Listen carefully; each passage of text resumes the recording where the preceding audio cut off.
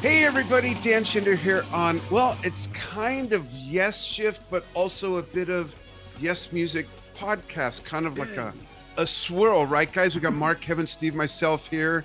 I can't believe it's April already, but welcome, guys. Thanks for getting with us to talk about two really interesting subjects, right?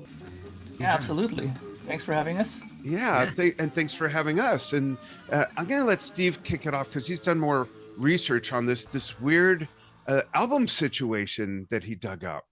Yeah, so I thought it would be really neat for the four of us to discuss this album, Heaven and Earth, because why not? It's I'm it just feels like a really good time to, this came out a long time ago, so maybe some people who've listened to it would want to revisit it. So what do you guys think of the music on this one?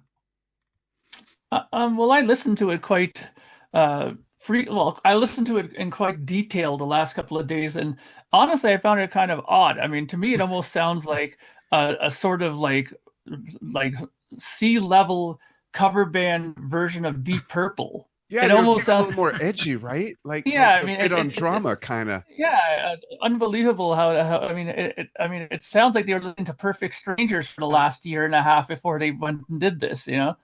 That's interesting. And also yeah. the names of some of the songs as well.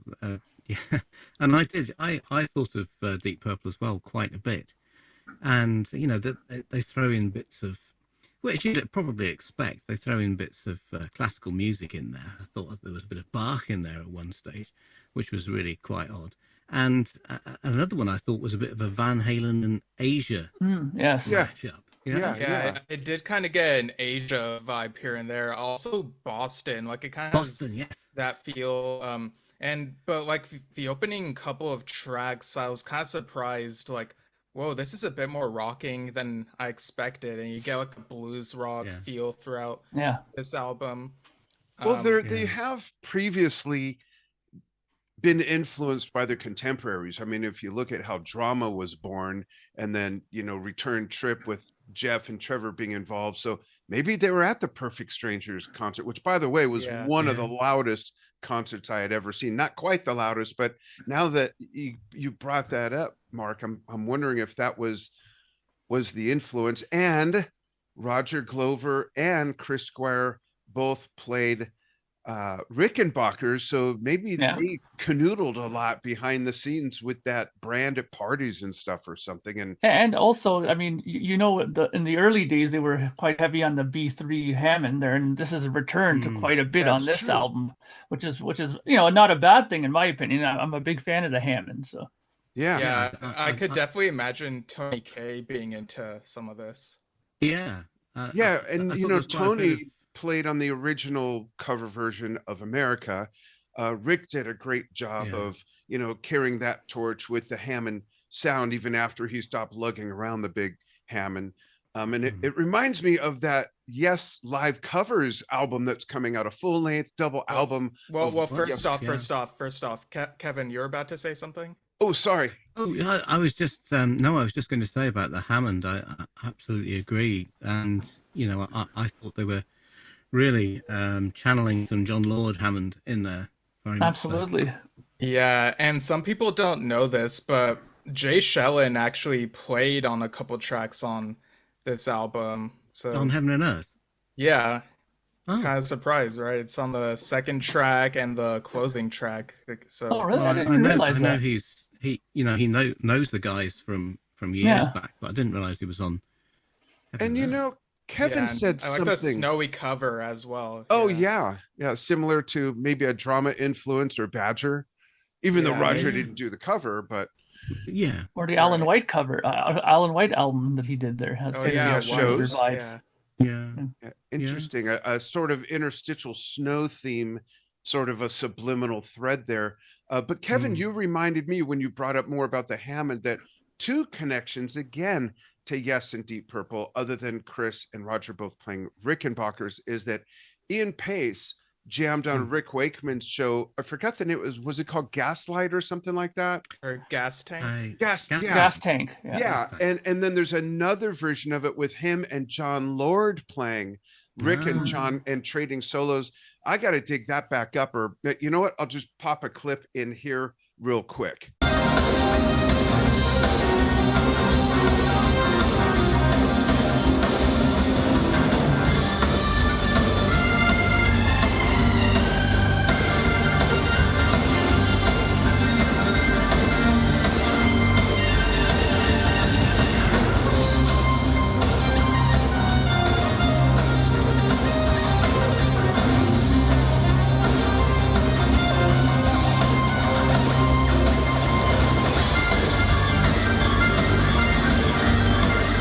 That was cool.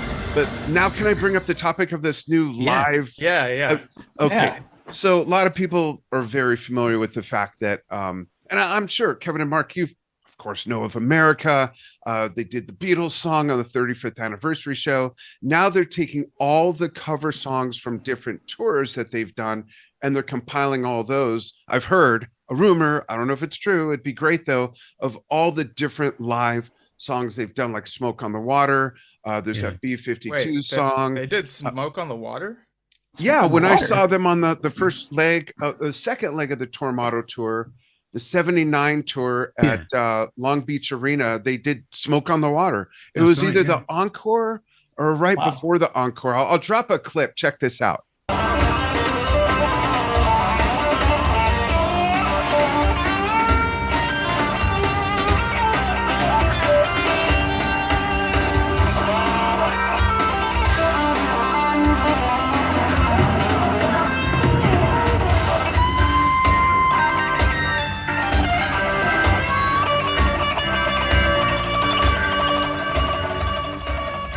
See, is it like wow? Play that where you guys saw them? Yeah, I'd never seen this. I never even heard about that. Oh wow! Well, I'm glad they're putting out the album, but yeah. And one of the other ones I'm quite excited about that allegedly is going to be on this album is Tom Sawyer.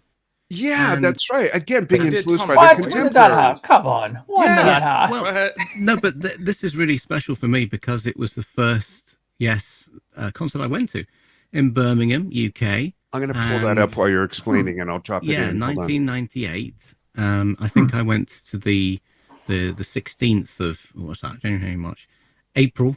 Yeah, 16th of April, Birmingham. I've got the poster up here actually, which was given to me by my friend Joseph. No, not by Joseph. Anyway. Yeah, well, I pulled it up. Check this out. I'll show just a clip of it, folks. Check it out. Yes, playing Tom Sawyer.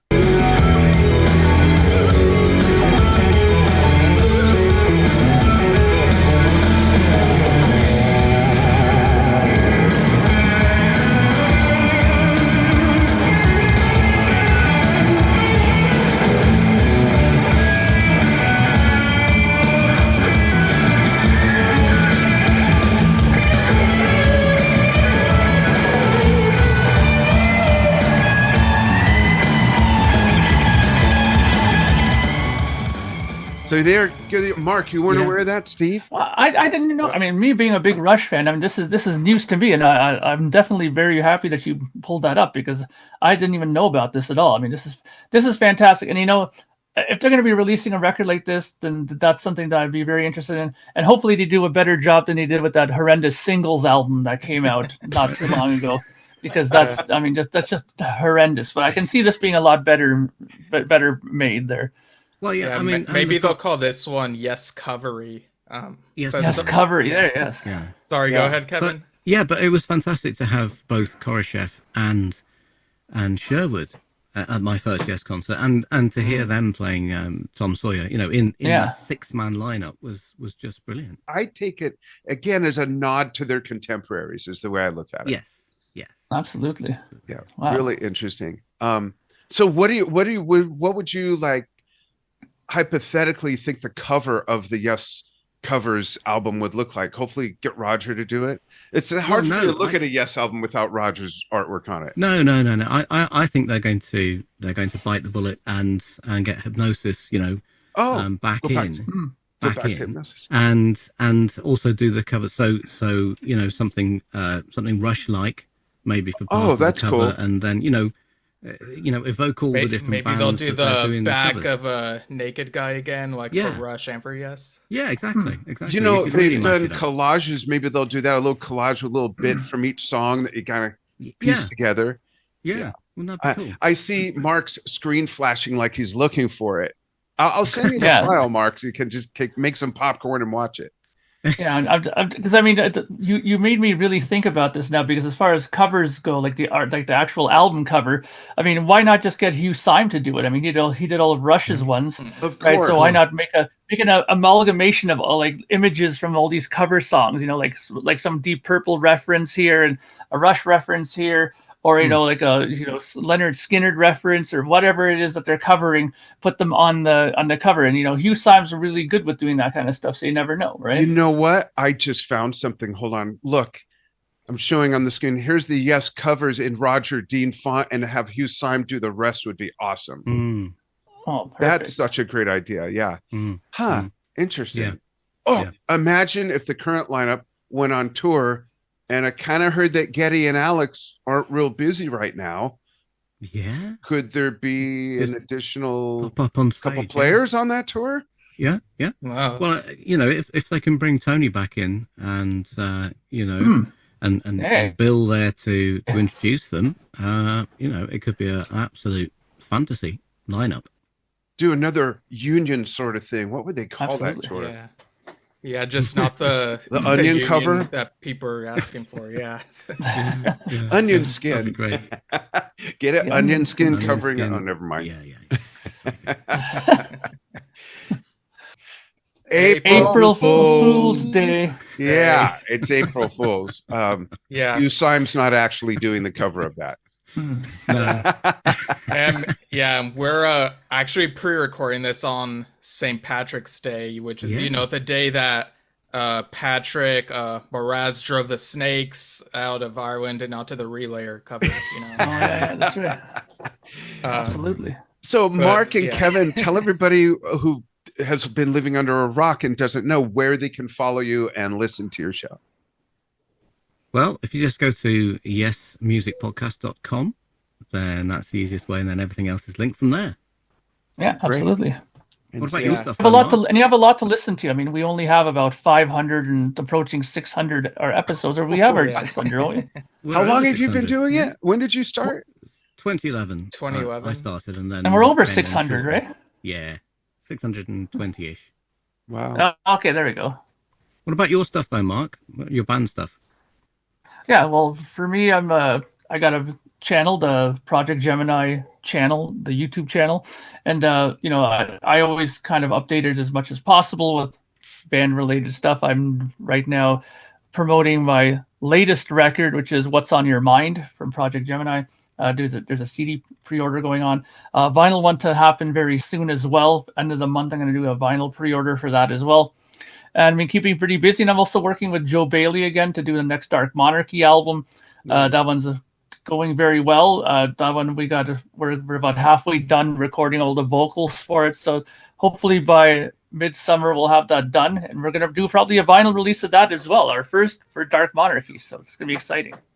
That's nice. Awesome. Cool. Yeah. Steve, where can they follow us? And well, they can follow us at Yesshift, pretty much like YouTube, Facebook, just search a podcast app and we'll probably find us.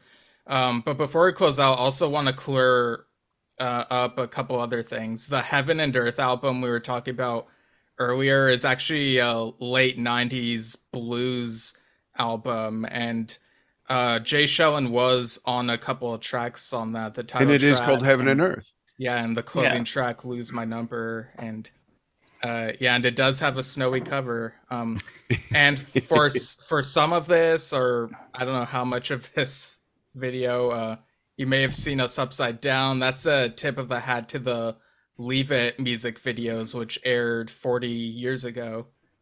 Wow, gosh. And another thing, actually, just to let you all know too, for people who are actually interested in this, Heaven and Earth are actually active. they just made a record not long ago, and they're Really? actually on they're on Frontiers Records, which were a label associated with Yes for a long time as well. So Yeah. Wow. Yeah. More of a connection than we even thought. Yeah, the Yes album, Heaven and Earth, was on that label still, if I remember correctly. yeah, it was. Yeah. Cool. And Steve and I also do a thing called Drum Talk TV. It's a little thing that also happens to be the largest media company online following the world of drumming. So you can find us pretty much everywhere as well with that. And we simulcast a lot of our shows together, depending on who's on, especially on Yesshift and Drum Talk TV. So you can check this out there. And Nice. folks, thanks for following what we all do. If you're not familiar with something that any of us do, check it out, get exposed to some new info, and more importantly, new fun, because this is a great time in our lives to weave in a little bit more fun into our lives with all the craziness that's going on. And of course, maybe you'll even discover some new music, like Yes playing Smoke on the Water on the 79 Tormato Tour. Amen. All right, thanks everybody. We'll see you soon.